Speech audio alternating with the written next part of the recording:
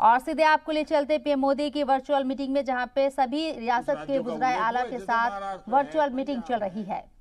आप मुख्यमंत्रियों ने भी चिंता व्यक्त की है, सिर्फ मैं कह रहा हूं ऐसा नहीं है। और विशेष चिंता की आप कर भी रहे हैं और करने की जरूरत भी है। हम ये भी देख रहे हैं कि महाराष्ट्र और एमपी में टेस्ट पॉजिटिविटी रेट बहुत ज्यादा है और केसों की संख्या भी बढ़ रही है, बहुत आ रहे हैं। इस बारे में कई ऐसे इलाकों, ऐसे जिलों में भी ये वृद्धि देखने को मिल रही है जो अभी तक खुद को बचाए हुए थे, सेफ जोन थे एक प्रकार से। अब वहां पर हमें कुछ चीजें नजर आ रही हैं। देश के 70 जिलों में तो पिछले कुछ हफ्तों में यह वृद्धि 150% से भी ज्यादा है, 150% से ज्यादा। अगर हम इस बढ़ती हुई महामारी को यही नहीं रोकेंगे तो देशव्यापी आउटब्रेक की स्थिति बन सकती है। हमें कोरोना की उस उभरती हुई सेकंड पीक को तुरंत रोकना ही होगा और इसके लिए हमें क्विक और डिसाइसिव कदम उठाने होंगे। कई जगह देखने को मिल रहा है कि मास्क को लेकर अब स्थानीय प्रशासन द्वारा भी उतनी गंभीरता नहीं दिखाई जा रही। मेरा आग्रह है कि स्थानीय स्तर पर गवर्नेंस को लेकर जो भी दिक्कत है उनकी पड़ताल, उनकी समीक्षा की जानी और उन दिक्कतों को सुलझाया जाना, ये मैं समझता हूं वर्तमान में बहुत आवश्यक है। ये मंथन का विषय है कि आखिर कुछ क्षेत्रों में ही टेस्टिंग कम क्यों हो रही है, क्यों ऐसे ही क्षेत्रों में टीकाकरण भी कम हो रहा है। मैं समझता हूं कि ये गुड गवर्नेंस की परीक्षा का भी समय है। कोरोना की लड़ाई में हम आज जहां तक पहुंचे हैं उसमें और उससे जो आत्मविश्वास आया है, ये आत्मविश्वास, हमारा कॉन्फिडेंस ओवर कॉन्फिडेंस भी नहीं हो जाना चाहिए। हमारी ये सफलता लापरवाही में भी नहीं बदलनी चाहिए। हमें जनता को पैनिक मोड में भी नहीं लाना है। एक भय का साम्राज्य फैल जाए, ये भी स्थिति नहीं लानी है। और कुछ सावधानियां बरत करके, कुछ इनिशिएटिव लेकर के हमें जनता को परेशानी से मुक्ति भी दिलानी है। अपने प्रयासों में हमें अपने पुराने अनुभवों को शामिल करके रणनीति बनानी होगी। हर राज्य के अपने अपने प्रयोग हैं, अच्छे प्रयोग हैं, अच्छे इनिशिएटिव हैं। कई राज्य दूसरे राज्यों से नए नए प्रयोग सीख भी रहे हैं। लेकिन अब एक साल में हमारी गवर्नमेंट मशीनरी को नीचे तक ऐसी स्थितियों में कैसे काम करना, करीब करीब ट्रेनिंग हो चुकी है। अब हमें प्रोएक्टिव होना जरूरी है। हमें जहां जरूरी हो, और ये मैं आग्रहपूर्वक कहता हूं, माइक्रो कंटेनमेंट जोन बनाने का विकल्प भी किसी भी हालत में ढिलास नहीं लानी चाहिए। इस पर बड़े आग्रह से काम करना चाहिए। जिलों में काम कर रही पैंडेमिक जो रिस्पांस टीम्स को कंटेनमेंट और सर्वेलेंस एसओपीस, इसकी रीओरिएंटेशन की आवश्यकता हो, वो भी किया जाना चाहिए। फिर से एक बार 4 घंटे 6 घंटे के लिए बैठ करके चर्चा हो, हर लेवल पे चर्चा हो, सेंसिटाइज भी करेंगे, पुरानी चीजें याद भी करा देंगे और गति भी ला सकते हैं। और इसके साथ ही टेस्ट, ट्रैक और ट्रीट, इसको लेकर भी हमें उतनी ही गंभीरता की जरूरत है जैसे कि हम पिछले 1 साल से करते आ रहे हैं। हर संक्रमित व्यक्ति के कॉन्टैक्ट को कम से कम समय में ट्रैक करना और आरटी-पीसीआर टेस्ट रेट 70% से ऊपर रखना बहुत अहम है। हम ये भी देख रहे हैं कि कई राज्यों में रैपिड एंटीजन टेस्टिंग पर ही ज्यादा बल दिया जा रहा है और उसी भरोसे गाड़ी चल रही है। जैसे केरल है, उड़ीसा है, छत्तीसगढ़ है, यूपी है। मुझे लगता है कि इसमें बहुत तेजी से बदल की जरूरत है। इन सभी राज्यों में, मैं तो चाहता हूं देश के सभी राज्यों में हमें आरटी-पीसीटी टेस्ट और बढ़ाने पर जोर देना होगा। एक बात जो बहुत ध्यान देने वाली है वो ये कि इस बार हमारे टियर 2 और टियर 3 शहर जो शुरू में प्रभावित नहीं हुए थे, उनके आसपास के क्षेत्र प्रभावित ज्यादा हो रहे हैं। देखिए, इस लड़ाई में हम सफलतापूर्वक बच पाए हैं, उसका एक कारण था कि हम गांवों को इससे मुक्त रख पाए थे।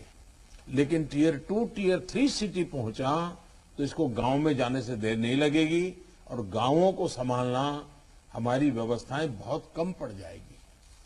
और इसलिए हमें छोटे शहरों में टेस्टिंग को बढ़ाना होगा। हमें छोटे शहरों में रेफरल सिस्टम और एम्बुलेंस नेटवर्क के ऊपर विशेष ध्यान देना होगा। प्रेजेंटेशन में ये भी बात हमारे सामने रखी गई कि अभी वायरस का स्प्रेड डिस्प्रेस्ड मैनर में हो रहा है। इसकी बहुत बड़ी वजह यह भी है कि अब पूरा देश ट्रैवल के लिए खुल चुका है। विदेशों से आने वाले लोगों की संख्या भी बढ़ी है।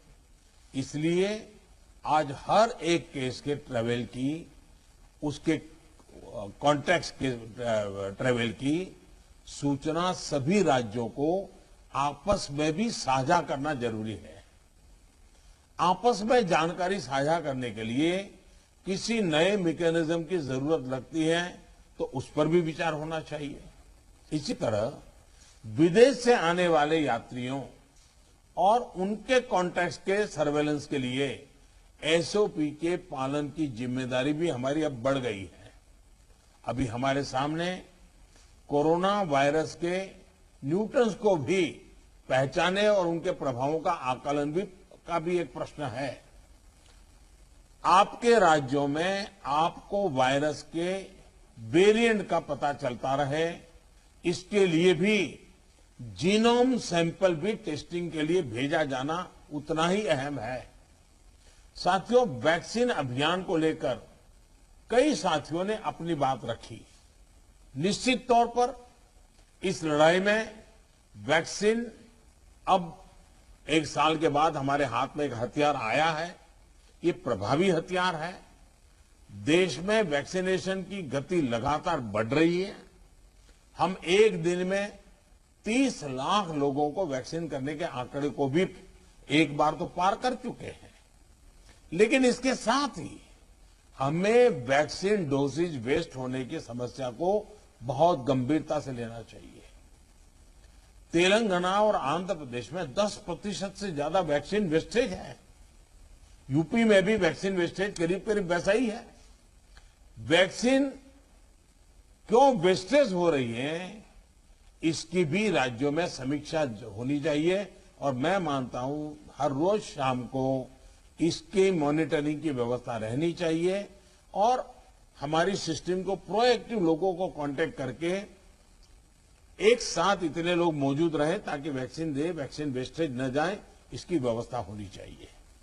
क्योंकि एक प्रकार से जितना परसेंटेज वेस्टेज होता है, हम किसी के अधिकार को बर्बाद कर रहे हैं। हम किसी के अधिकार को बर्बाद करने का हमें हक नहीं है।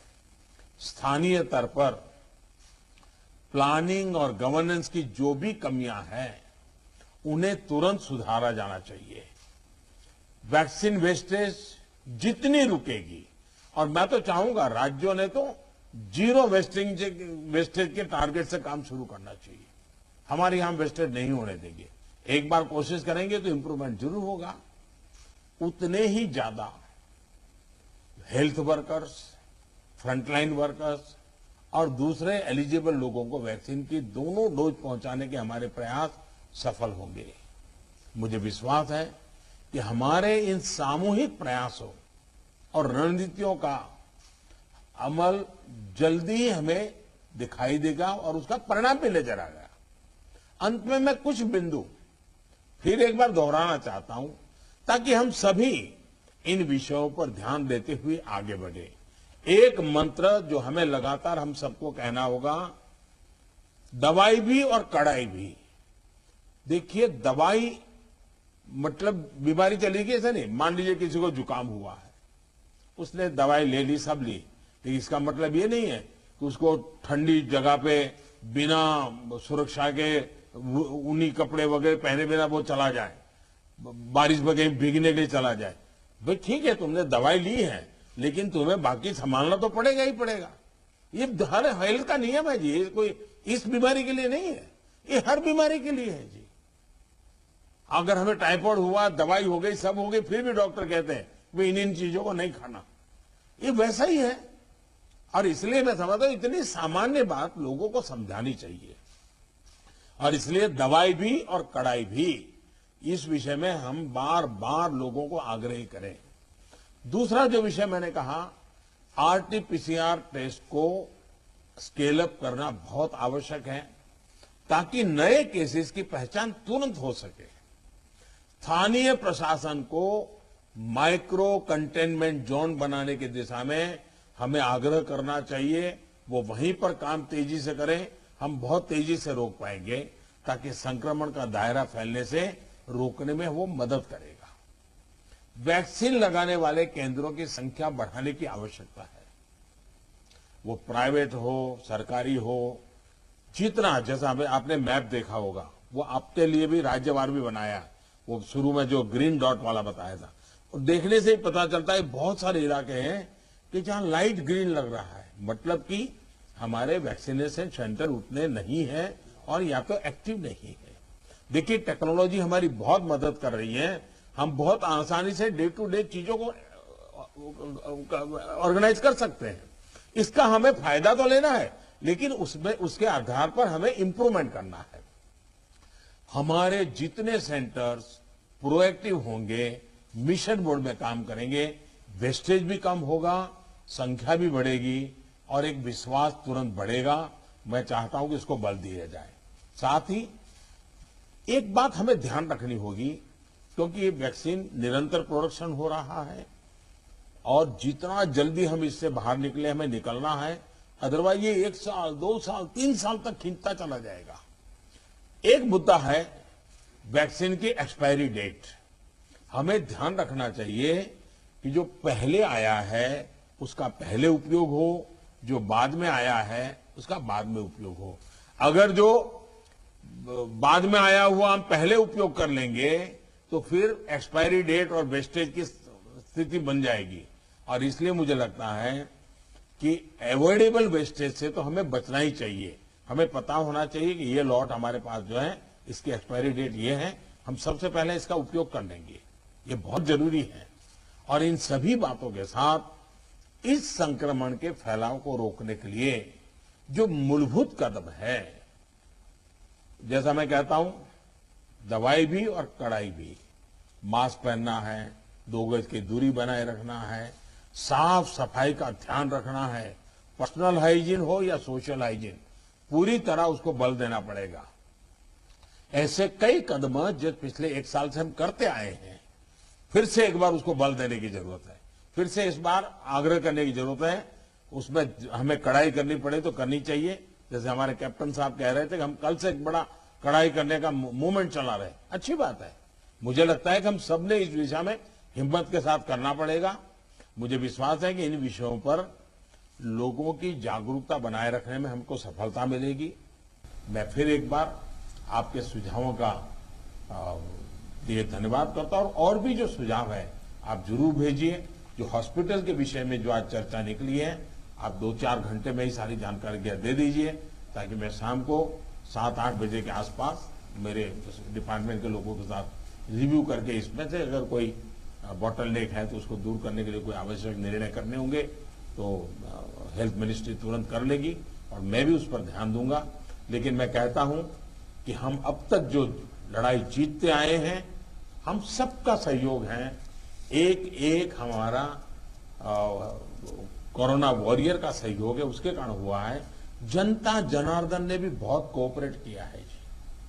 हमें जनता से जूझना नहीं पड़ा है। हम जो भी बात लेते गए, जनता ने विश्वास किया है, जनता ने साथ दिया है और भारत विजयी हो रहा है 130 करोड़ देशवासियों की एक जागरूकता के कारण, 130 करोड़ देशवासियों की सहयोग के कारण, 130 करोड़ देशवासियों के कोऑपरेशन के कारण।